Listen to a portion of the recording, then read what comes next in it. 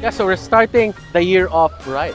Yes, because we are doing another episode of Best of Dumplings. I'm so excited. Me too. Yeah. I feel like this is an excuse to eat good Chinese food. Exactly. Thank you, boss. No? Oh my God! I think this might be my favorite half.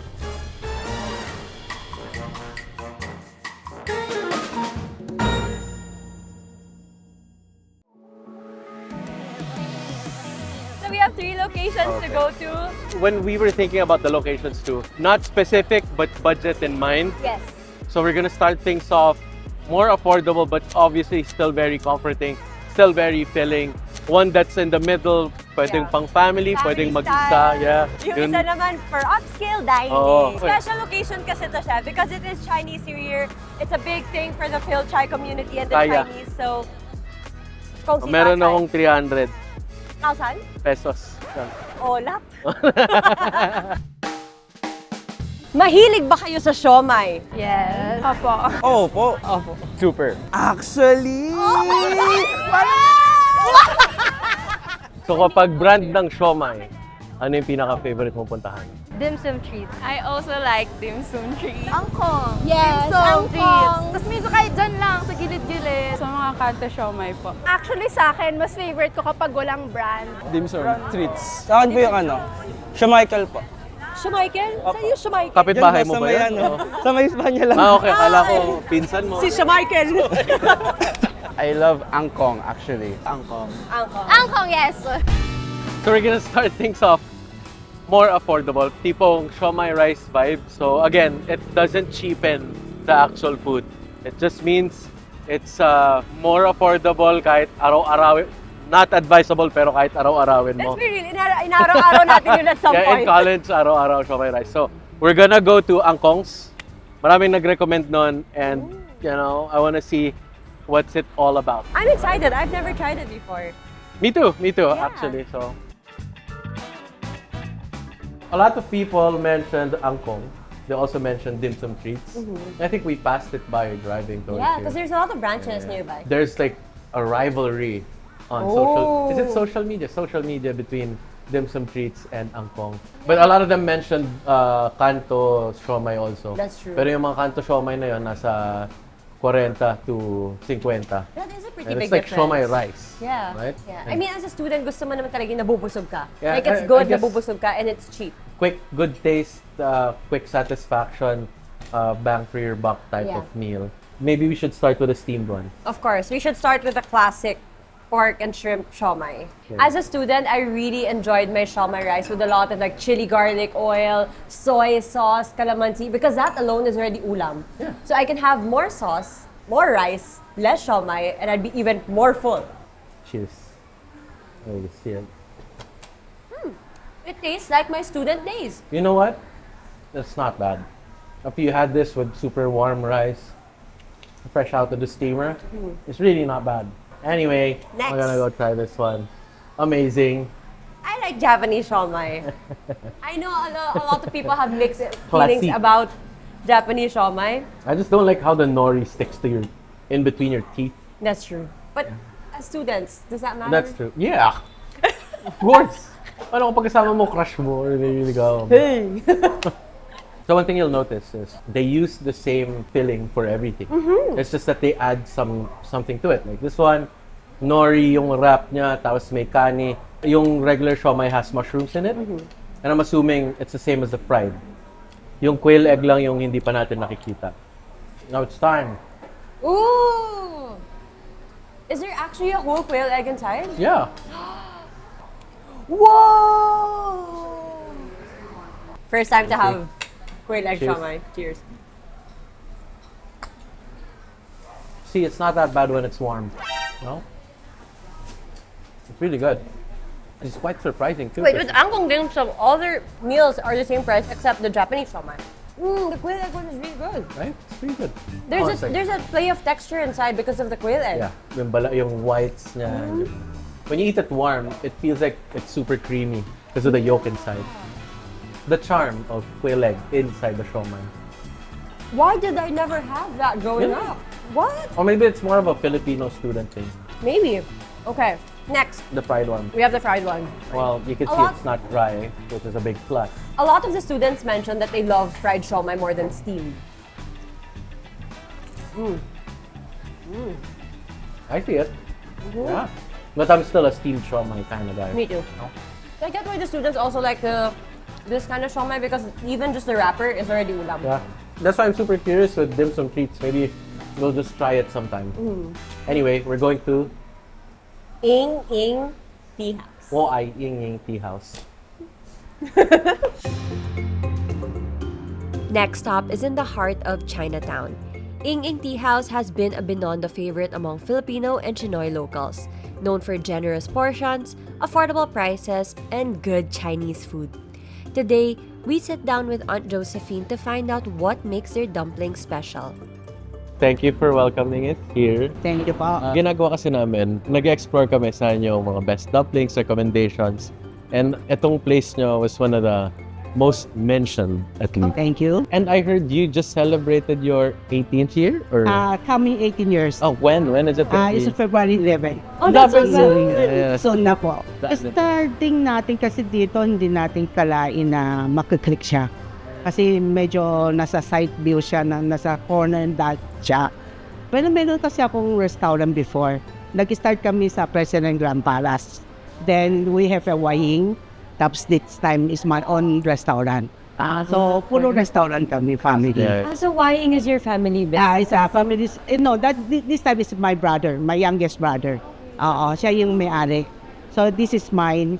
Solo namin na husband ko. Ang galing. Pero pass by yung husband ko. So, hindi ko na kayang mag-handle ng ganun kadaming restaurant. So, nag-concentrate dito. What made you decide to open your own? Nag-decide kami year 2008 dito eh. Ang Ying Ying, it's combination of President and Ying. Dim sum and short order. I love President and Ying. Yun pala. Ito yung combination. It's the best of both worlds. Ying Ying is known as yung Siomai and Peking duck. Kasi yun ang logo natin sa Peking duck. Somehow yung Xiaolong Pao o Hakaw. Lahat naman eh. Basta kung lumating sila dito, kain na talaga. Same. Same, masarap. Pero yung ano lang is, siomai ng Ying Ying, may puso. Yeah, do it talaga ng handmaking, lahat sariling gawa, the quality, the traditional way. How did you learn how to make that? Manong lang ako kumain. Sa my husband. It's my husband. Husband ko kasi cook, chef kasi siya. So, ang na-maintain dito, is mga tauhan niya, yung tinuluan niya. So, nandito pa yung loyalty ng mga tauhan ko for ever since nakasama ng husband ko. And I'm super excited to Meat? eat. Oh my God! Look at the food in front of us. Auntie Josephine really wanted to give us a feast. So, let's start with the Looks like siomai. it. Okay. It's so Parang meaty. 2x2 picture eh. And I love how I could see like the mushrooms and like the meat already. Ay, nauna. Tagal mo eh. O sige na, ito na.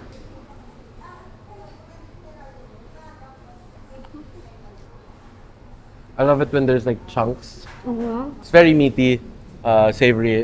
It's the type of siomai that you can eat on its own. True. Especially for people who prefer not to use soy sauce. So pag sa siomai, or at dumplings in general, ano yung hinahanap dapat? Yung juiciness, saka yung meat.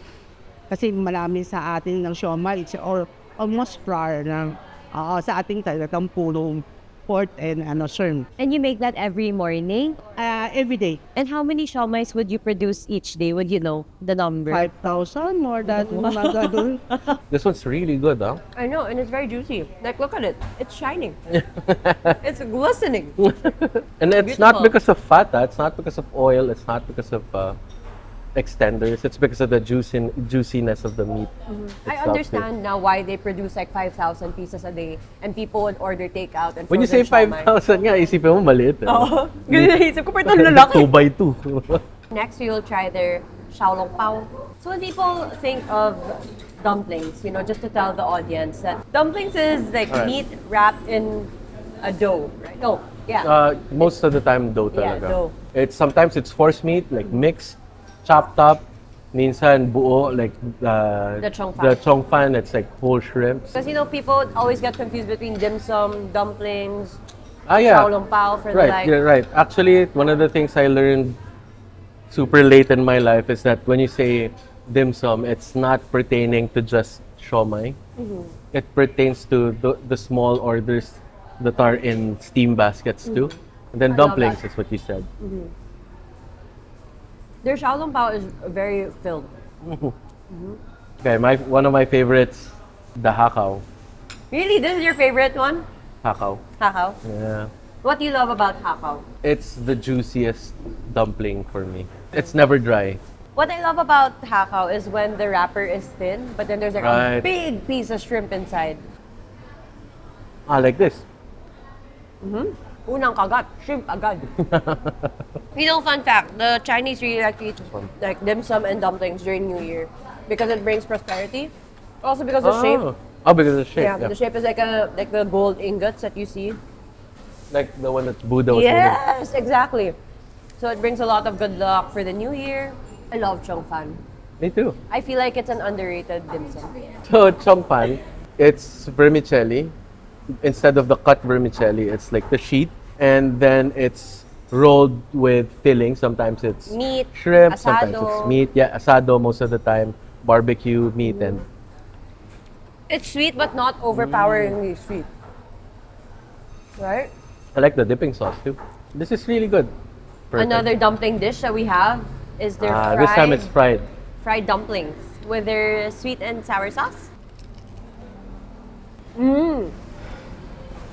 It's as filled as their siomai. I love the chew, ah. Me too.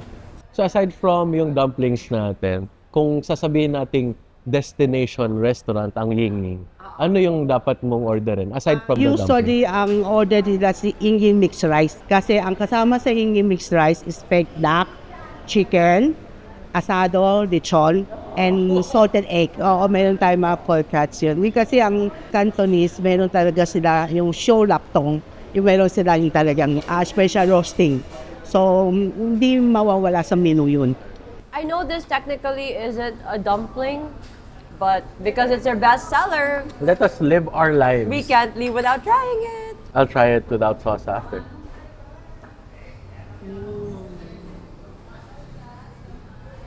This, super good. I mean, theirs is a labor of love. They, diba, they sabi nga start yung at food. 2 a.m. I know, the people were right. You know, food, very good. Consistency, I'll only know if I come back again and again and again. It's still Which the we same. will. But according to people, yes. Yung pinaka-accurate talaga is the serving size. Oh, yeah. You know, like for 210 pesos, you get 8 fried dumplings. 135, that's 4 huge 1.5 by 1.5 inch siomai. And, you know, the soups are 325 and up. Wow, Pero you that's all. memorized that. I didn't memorize it. Pero it always just means it's for sharing. No, this Which one's is what for the sharing. Chinese food is about. Yeah, it's super Always cool. for sharing.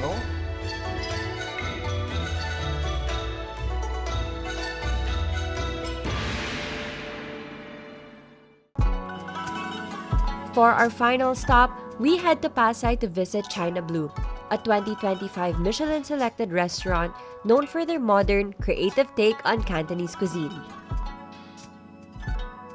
We're finally in our third location. We are here in China Blue in Conrad, and honestly, I'm kind of full. For the sake of living the high life, we're But gonna eat. yeah, we will. We ordered quite a handful of dim sum and dumplings and other dishes, so we're really gonna stuff ourselves today. Dude, it's super cool because going in, I saw that they are also Michelin selected. Exactly. So it's Cool. really on the upscale dining. China Blue really offers dishes like that where it's like contemporary, like Chinese food. So it's something that's familiar but also something new to your palate. Cool. Yeah. Can't wait.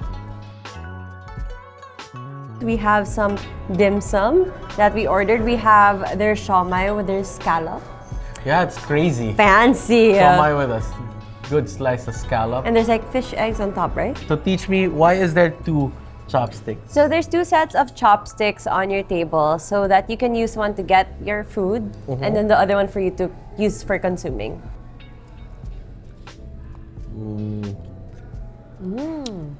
I got a big piece of shrimp. It's so thick. It's great. but it's not as flavorful as the last two. Ooh. Maybe I it's meant to noticed. taste a little bit lighter so that you can also so add... you can taste the scallop, Exactly. the ingredient. And then you can also add soy sauce if you want, so it's not too salty, but just like the right balance. yeah, I like it. Okay, next. Hakao. We've had siomai and hakao how many times already today? Parang maswerte na kami this 2026. 38 times. 38 times. 38 bites. That's Majority juicy. of it's shrimp, man. Yeah. And it's a really big piece of shrimp. Very juicy also inside. The wrapper's pretty cool though. It's not mushy like most. There's chew to it. Ibig sabihin, they don't overcook their hakaos. I love the hakao. I think this might be my favorite hakao. We also got their taro with the mango salsa and scallop. Scallop na naman. Mmm. Did you feel the prosperity? With that music, the oriental music? It's so good. It is, no? Before we try the Michelin recommended, shall we try the interesting baby carrots? Yes, that's my favorite. Well, we can have, chef, just because Your it's grip also might be. because it's heavy. Oh, it is heavy. I mean, in terms of like filling, like it's filling. It's so cute. Oh. Cut it, please. Okay, let's try the cute ham suiko. It's crunchy, chewy, sweet, savory. That's really good, no? I feel like this is something I wish more people knew about and that they would serve more in dim sum restaurants. Ham suiko. I'm a believer too. I'm glad. Wait, we have to try the green one. That's not the same? It's not the same. It looks yummy. Whoa, what? What? Did you eat the tip? No, what's in it? It's a clove. Thank God I didn't. Just like in the previous restaurants that we've been to, we try something that's not dumpling because it is recommended. And here in China Blue, this one was actually mentioned in the Michelin Guide. This is their pumpkin with salted egg crust. Okay, let's try. I see why. I see why. It's sweet. Worth a try. But the reason why we tried the bestsellers too is if you'll notice, aside from the price point of every spot that we went to today, I think it's important also to know different stuff. Like, let's say you have budget for all of it. I would go for Ying Ying's for their drink or their roast duck. I'll go here for this crispy squash with salted egg. Ngayon, para lang may mapagpipilian kayo. I'm happy that we went to China Blue.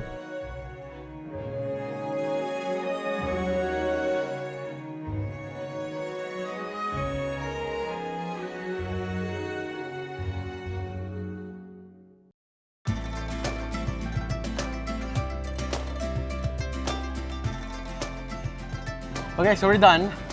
We didn't go to a lot of places, but it was pretty far. I'm full. so, I think I've had enough siomai for a while now. so you got us fortune cookies. I did. Why? I grew up having fortune cookies because I just love opening it and reading my fortune and then Okay. giving the cookie to someone else. You go first. Mine says your potential will only become reality when you work for it. You won't amount to anything by sitting around. Mine? You may feel weighed down with too much work, but this will return great dividends as soon as you finish. And my lucky numbers are... No, there are lucky numbers here. And I think I found my favorite dumplings. Like, for example, for... Ham suiko. Yeah, actually, you know what? For China Blue, that was my favorite. For Ying Ying, the siomai was pretty freaking delicious. Yeah. And for the first time we went to Angkong. The one with the quail egg. Yeah, For you know sure. what? It's like a surprise winner. Yeah. But for you, same thing, or Same what thing. was it? What did you like at China Blue? I Did like- anything change or? No, I still really like their ham suiko. Okay. In fairness to them, it's been like that since the first time I tried it up until now. It was a baby carrot back then. Yeah. It's still a baby Yeah, carrot it's now. so the consistency really. Starting off the New Year, Chinese New Year, super like on a high. So everybody, How do you- 恭喜发财. Okay, 1, 2, 3. 恭喜发财. Was it correct? Yeah, nice. Wo ai Philippines. Wow, I need everything.